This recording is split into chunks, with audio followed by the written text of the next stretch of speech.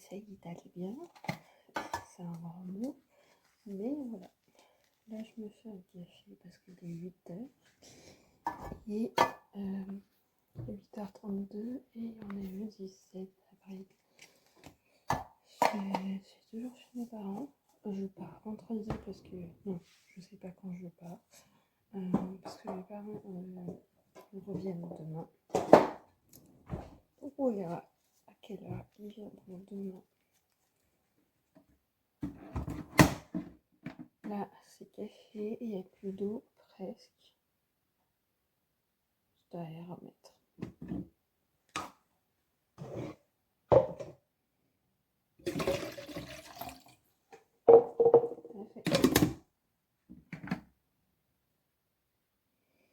Voilà,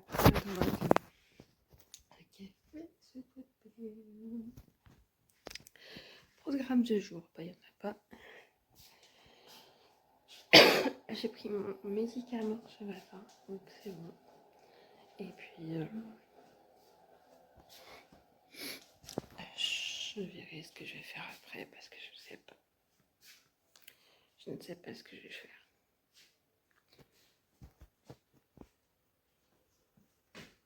Mais en tout cas, il fait beau. Et ça fait plaisir à voir qu'il fait beau. Je penche toujours mon caméra comme ça. Il faudrait que je la penche comme ça. Voilà. Après, je rentre chez moi. Et je vais me préparer pour la semaine après, pour le travail. Parce que vu comme je reprends le 22, j'espère juste que ça va aller et que ça va le faire. Parce que j'ai pas envie d'aller au travail.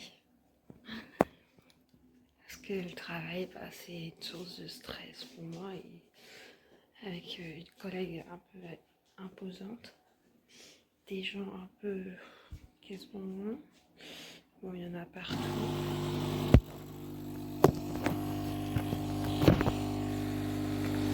Mais bon. Après, il y a aussi en même temps, c'est un peu leur système, je ne comprends pas trop. Mais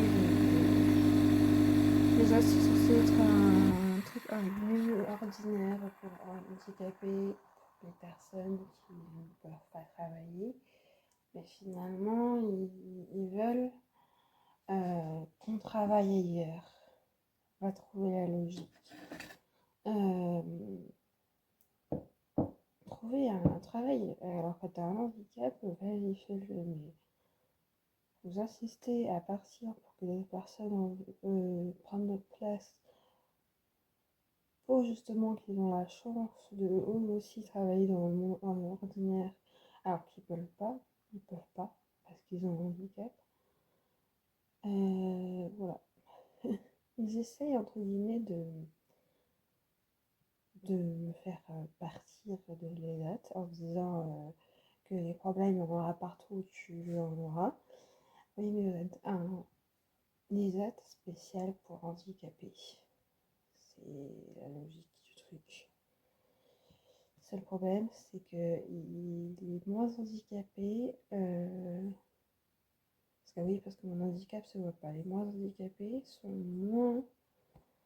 moins respectés, sont plus sollicités, sont plus harcelés, critiqués par les personnes handicapées qui sont à l'ESAT, alors qu'ils sont eux-mêmes handicapés mentalement. Voilà.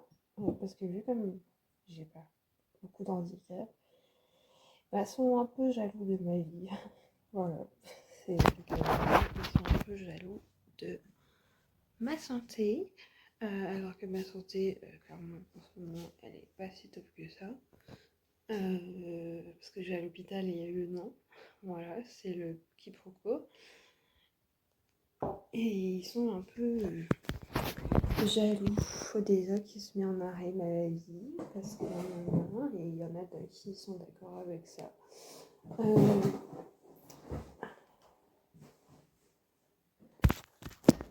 Et moi je suis pas d'accord. Je ne suis pas d'accord qu'on dit que les autres se mettent en arrêt maladie parce que si, parce que ça. Si t'en as marre, t'as qu'à te mettre en arrêt et puis voilà, arrête de discuter, voilà. Je ne sais pas, mais la vie des autres, ça te regarde pas. Voilà, la vie des autres ne regarde personne. Et là-bas, les êtres où je suis, ça fait critiquer, rabaisser. Ça devient infernal à vivre parce que à peine que tu fais quelque chose, tout le monde est au courant. Voilà, le débat du jour. Parce que oui, je suis dans cet état à cause d'une personne, les autres. Est-ce que je vis un peu du harcèlement moral avec cette personne? Donc je suis un peu obligée de me mettre en mode retrait et à me mettre en arrêt maladie à cause de ça, pour me reposer et pour protéger mon espace, mon mental. Voilà, c'est nickel. Hein. Du coup, ça a engendré le stress, la rumination, enfin, tout ce qui va avec, quoi.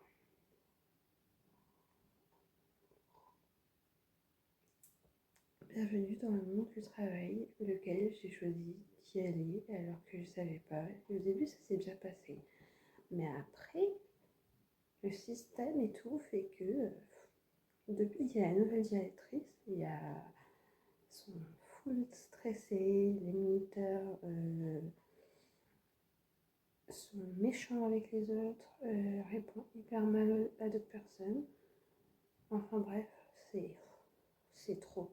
C'est engendré un stress phénoménal pour tout le monde. Une personne a pleuré parce qu'un moniteur a gueulé sur elle alors qu'elle n'a rien demandé. Les moniteurs qui gueulent sans raison alors que c'est censé être un endroit spécial pour handicapés. Si tu sais pas ton métier, t'as qu'à partir. Puis voilà. Voilà. C'est clair et net. Il devrait y avoir un endroit vraiment spécial pour les personnes qui ne veulent pas partir dans le monde ordinaire.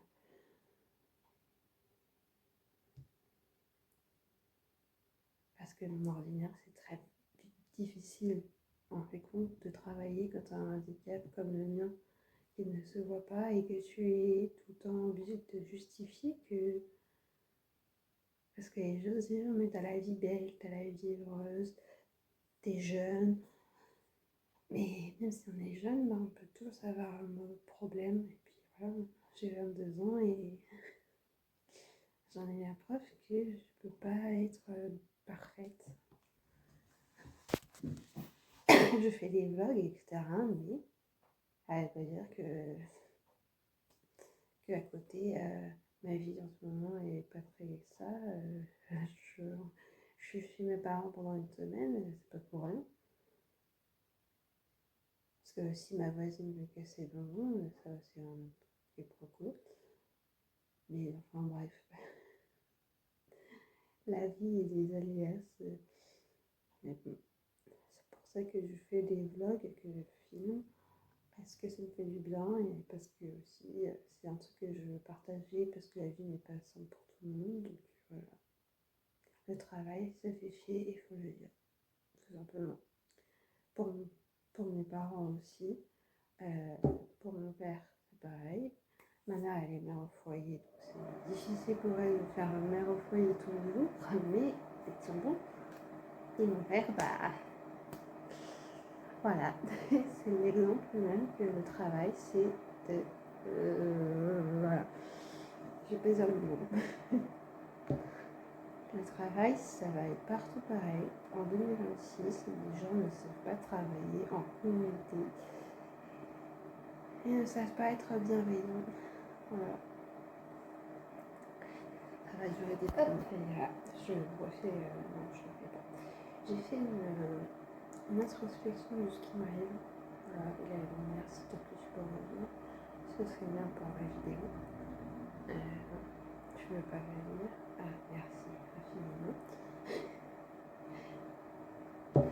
Du coup, je redisais que j'ai fait une introspection de ce qui m'est arrivé et ce qui m'arrive par rapport au travail, etc. Et j'attends d'avoir d'autres vidéos pour faire un montage parce que j'ai envie de faire du contenu et je ne sais pas trop quoi faire. Alors, à part des vlogs, etc., c'est ce que je sais faire le plus. Ouais, c'est ce que je sais faire. Mais on fera ça.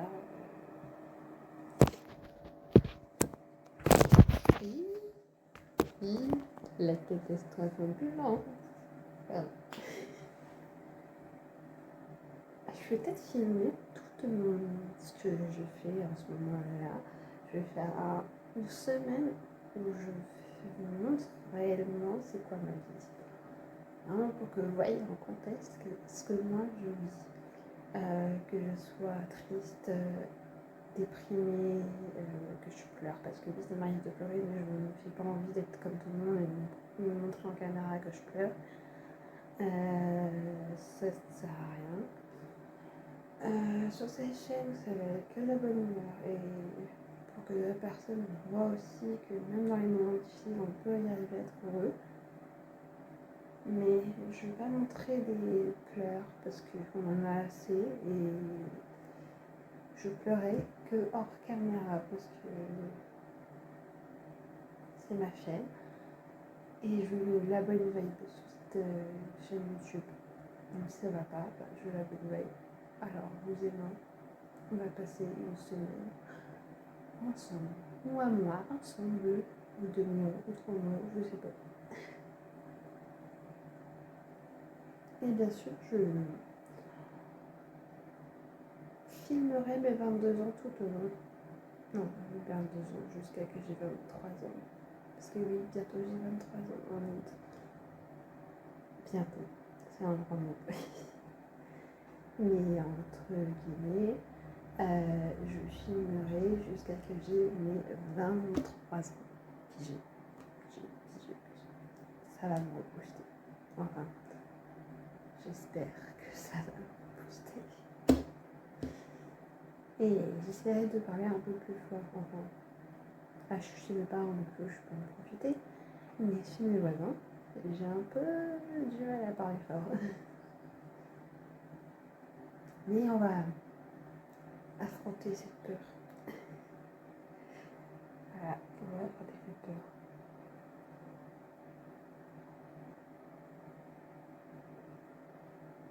Là, je suis en pyjama et après je vais me préparer.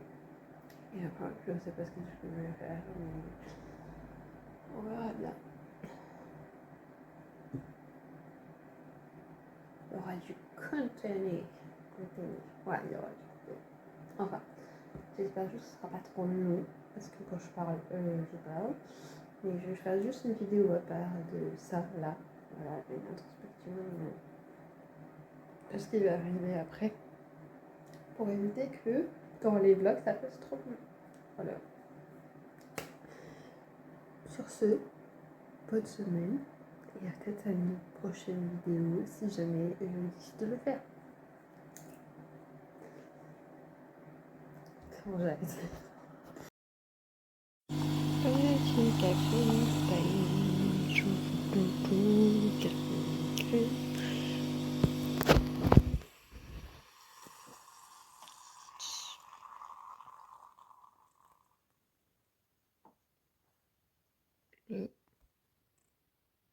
Ok. Là, je me suis fait une infusion pour changer le soir. Généralement, je me fais des infusions. Et j'ai pris ma douche tout à l'heure et je suis sur le fauteuil. Et puis, c'est ce que je fais la plupart du temps. Je suis ici pour me proposer. Parce que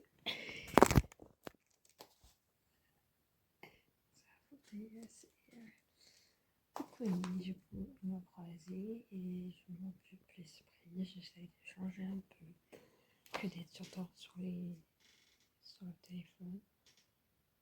Donc voilà, entre guillemets, ce que je fais de mes journées, c'est que je fais rien à part juste être sur mon ordinateur et soit aller dehors, prendre un café, m'occuper l'esprit